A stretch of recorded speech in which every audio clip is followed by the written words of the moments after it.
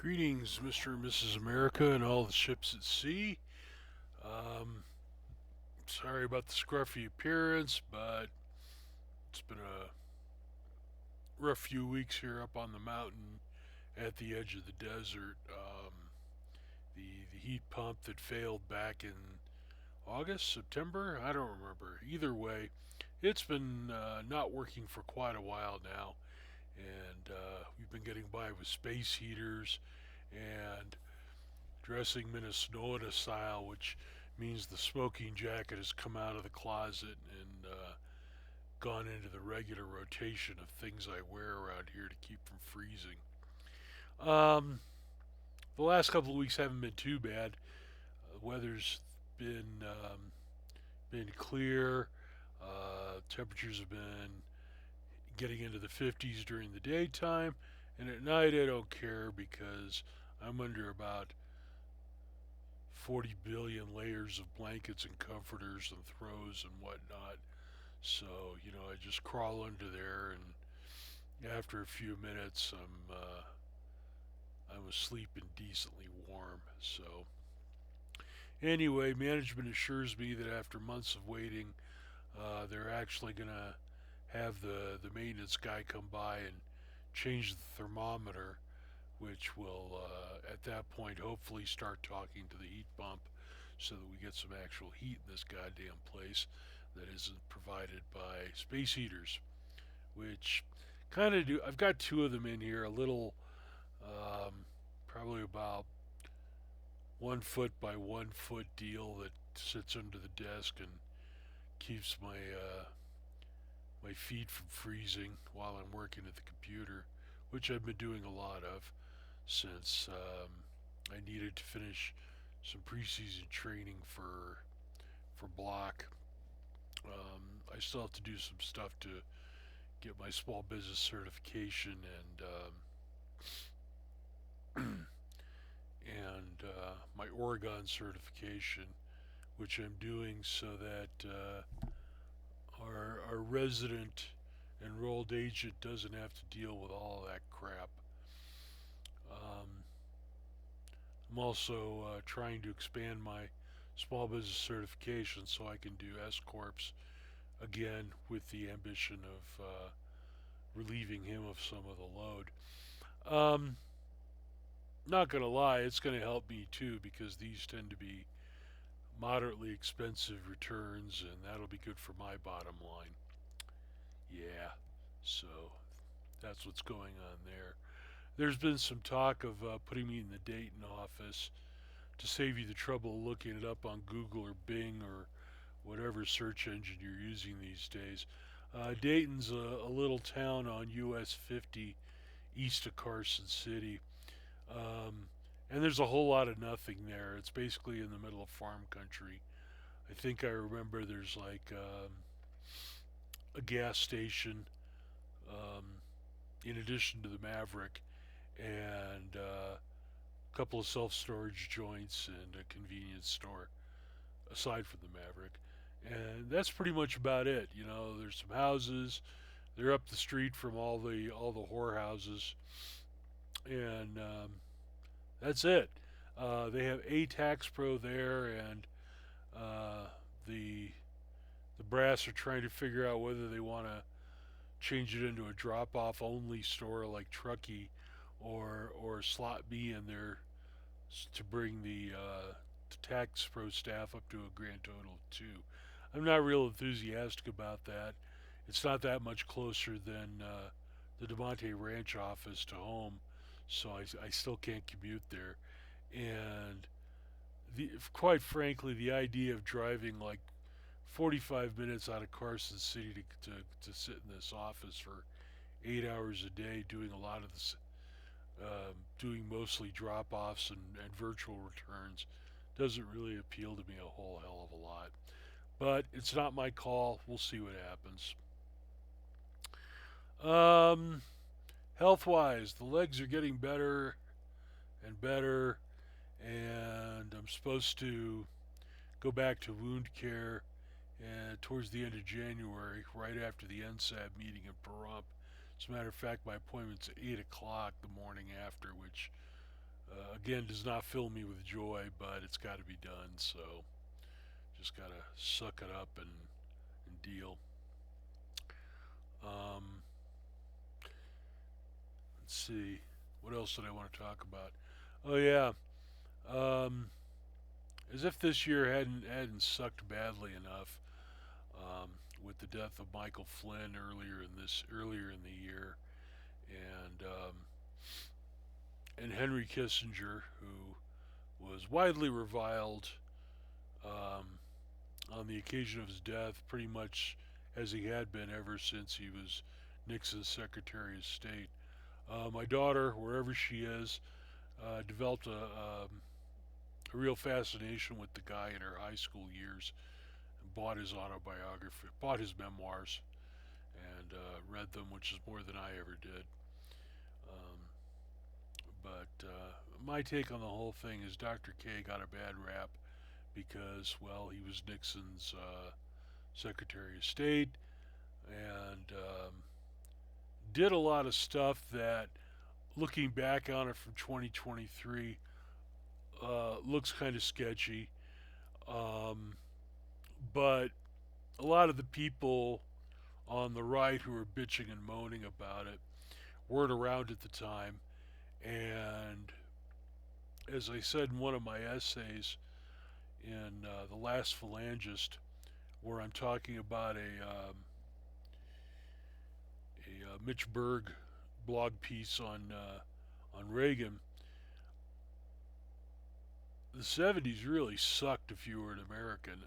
The economy sucked because a lot of our major industries were collapsing or outshoring or wandering around like they'd been hit on the head with a large stick because the Japanese were producing the kinds of cars that people wanted to buy, which is to say cheap little econoboxes that got 20, 25 miles to the gallon instead of huge ass lead sleds that got 8 miles to the gallon downhill with full sail. Um, so that was going on.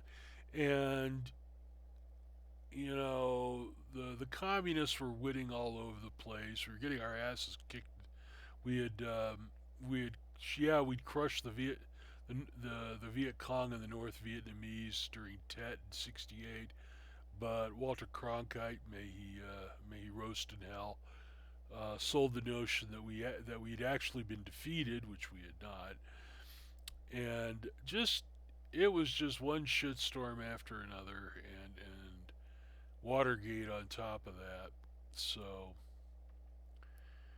Kissinger was playing poker with a bad hand against the Soviets, and he came up with the idea of playing the Red Chinese off against the Russians, um, and hoping that opening them to capitalism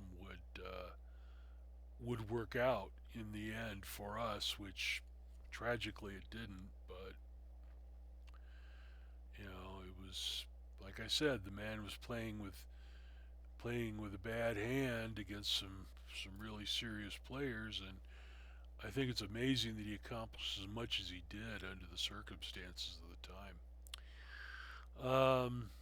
So aside from Dr. K and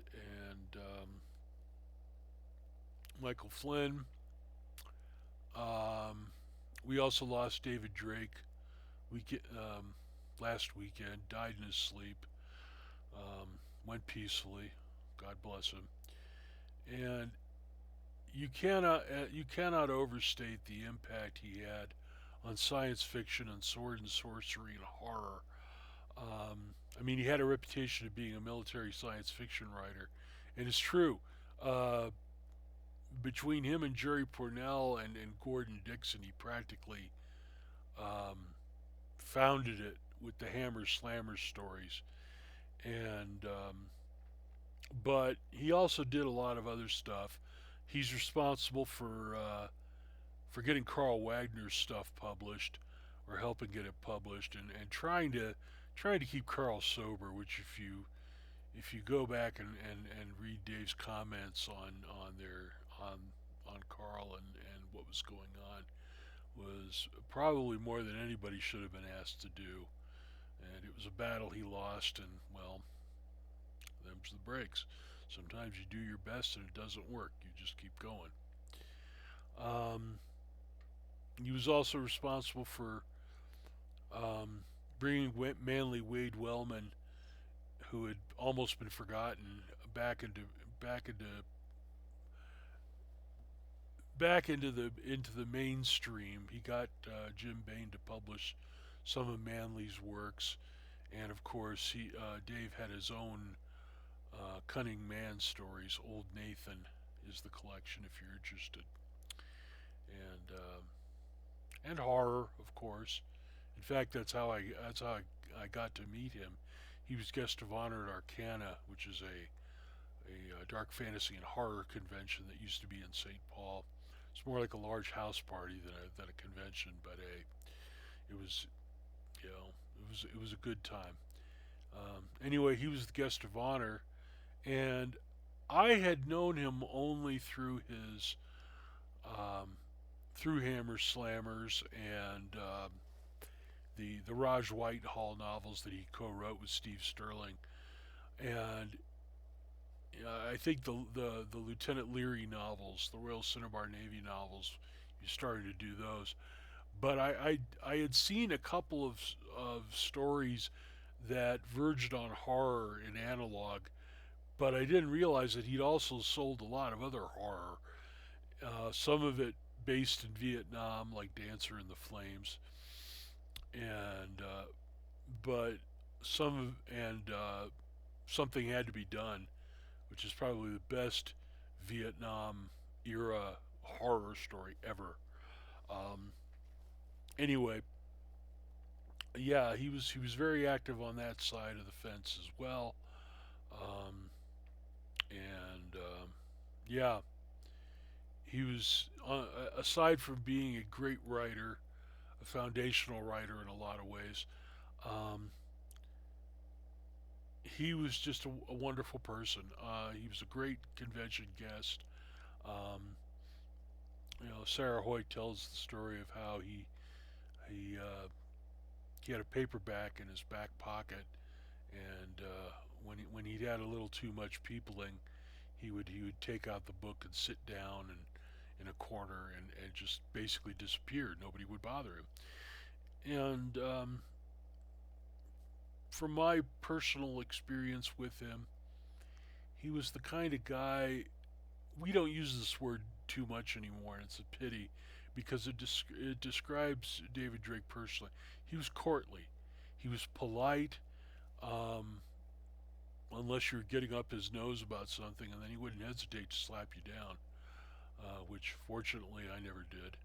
Um, I always treated him like um, a respected elder of the community, and he treated me as you know, a guy that had been in the same unit, which I had about 5, 10 years removed, and I think that was part of the reason that we got along as well as we did. I was a fellow member of the Black Horse Regiment, no matter how briefly, after having made considerable effort to get there, and he thought that was worth a little bit of respect, which I appreciated. Um, so Dave's going to be one of our ghosts of honor this year, um, and we're going to try and get Sandra Mizell, who some of you may remember from the afterwards in a lot of Ace science fiction books from the 70s and 80s. Turned out she was Dave's caddy when he went to conventions for a while, and so we're going to get her and Sarah Hoyt to do an interview, um, and have that for the convention in lieu of Dave actually being there and giving us a guest of honor speech. It's as good as we're going to get. Um, and last but not least, hopefully the last person we're going to have to mourn this year, um, William J. Hoge, who everybody called John, the proprietor of the Hoagie Wash um, blog site, and the guy who's beyond the behind the other podcast, which was John and Stacy McCain and Deanna Healy. Um, he had a heart attack earlier today while he was driving home and crashed into the side barrier, and that was it. Um, I found out about it on Twitter. Um, Aaron Worthing, one of his co-defendants in the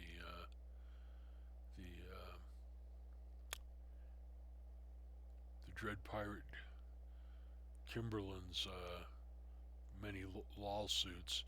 Um, that's kind of how I got to know him through Stacy, because they were all involved in the Brett Kimberlin versus the Universe RICO lawsuits, which all you know fell apart and died once they were looked at by actual judges who knew the law, which Kimberlin never did. Anyway, um, yeah, John lost his wife a few years ago, and I guess the best that we can say is that he and his missus are together again, and hopefully he's happy again. Um, that's pretty much all that's going on up here. I'm just kind of hunkering down, trying not to spend a whole lot of money because, well, I don't have it. The convention put a serious dent in my finances, and being too sick slash tired to go on the site tour in October didn't help. So there's another NSAB meeting coming up in January in Pahrump, which won't be quite as long a drive as Las Vegas, but still not a short drive. And I find as I'm getting older, it's it's becoming more stressful. I could push straight through now and get there, get to Vegas in like 3.5 hours, but I'm mortally tired after I get there. And the last couple of times that I've done it, I get to whatever hotel I'm staying in, I unload and unpack all my crap, and I crash. Um, I've gotten a couple of suggestions which I'm going to try and implement in January, and we'll see if that helps, because I'm supposed to be mongling the links every day for Stacy in one fashion or another, and it's kind of hard to do that if you're driving to the big city and going splat on the bed when you after you get there. Oh, there is one thing before I ran out of money. Uh, um, Out of nowhere, I got this Instagram ad from the Uranus Fudge Factory, which in fact is located in Uranus, Missouri. And I gotta admire these people because they are totally devoted to the bit. This is an example of one of their boxes. The best fudge comes from Uranus, and they boast that as soon as they get the orders, they get the fudge packers to work on a Monday, and they run it out the back door as soon as it's packed. I mean, you gotta admire the complete devotion to the bit. It's just hilarious. They're on the internet, of course, and I cannot recommend them strongly enough. Go look it up. It's hilarious. And on that note, um, I will wish all of you a Merry Christmas, a Happy New Year, a prosperous and healthy one as well. And praying sort, hit the knee pads, say a kind word to those that have gone before us, and yeah, as David Drake used to say, be good to each other. We're not here for very long. Have a good night.